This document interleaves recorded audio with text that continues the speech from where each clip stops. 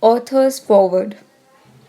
Years have passed since the idea occurred to me that I should one day write a biography on the late President Josei Toda. Just before the founding of the Sheikyu Shimbun in 1951, Mr. Toda told me while putting his hand on his pocket, "I have written a novel. We'll need one for the newspaper we are starting." He looked cheerful and happy, for the manuscript of that first novel was in his pocket. This was the birth of the autobiography Human Revolution, written by Myogoku, which was his pen name. At that moment, I thought that someday I would have to write a sequel, The Human Revolution. It was a summer night in 1957 at Karuizawa, about 8 months before Mr. Toda passed away. He was convalescing there and were already very weak.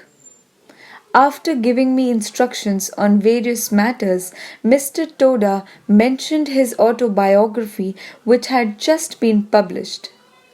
"Daisaku, what do you think about my human revolution?" he asked me. He seemed concerned about the reception of this book. I answered him frankly, though not without some embarrassment. "I read it. The first half has a strictly novelistic style. I was especially impressed by the second half since it is written as a record of your valuable experiences." Mr. Toda said with a smile, "I see. I could not write everything about myself."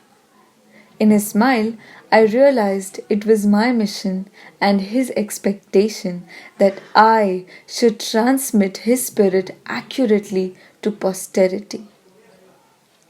I waited for the time to come. As Mr. Toda had said, it is indeed true that one cannot write everything about oneself. J.W. Goethe entitled his autobiography Dichtung and Wahrheit, Poetry and Truth.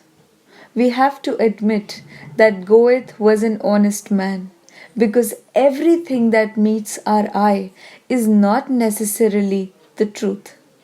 Sometimes we distort and even falsely facts.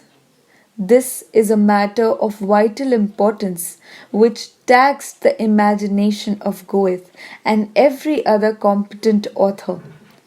Through a fictional presentation, they project the truth. I too have had to rack my brains to immortalize the truth about my revered teacher.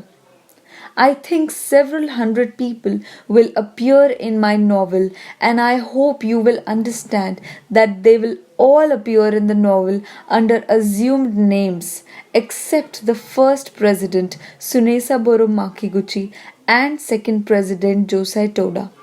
It is also possible that one living man will have two names or two people will have one personality.